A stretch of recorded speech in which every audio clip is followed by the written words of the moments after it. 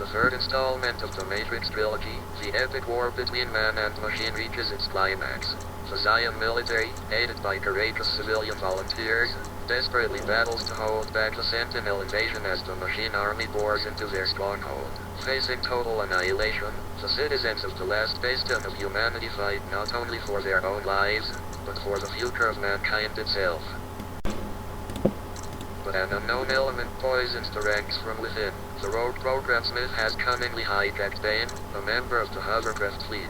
Growing more powerful with each passing second, Smith is beyond even the control of the machines and now threatens to destroy their empire along with the real world and the Matrix.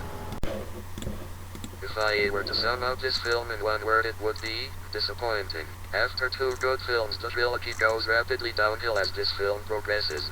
It was obvious that there had to be a sequel to The Matrix Reloaded because it was left on such a cliffhanger, and it made sense to make a trilogy rather than just two films because it is more like a series of films rather than just a film and one sequel.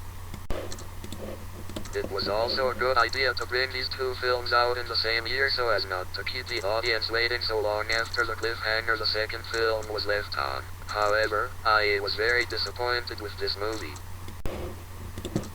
Everything that made the other two films great is missing. Almost the whole film is spent in Zion, rather than The Matrix, meaning that there are not any spectacular fighting scenes like there were in the other two films. At the end of the film there is a fight scene between Neo and Agent Smith, but it is nothing special. Another problem is that almost all the focus is placed on the more minor characters rather than the main characters, Neo and Trinity. They are left out of the picture most of the time, and it seems as though they only have around 10 minutes screen time. Despite the brilliant special effects, this film is lacking. It is hard to root for the new characters because they are very underdeveloped and not very interesting.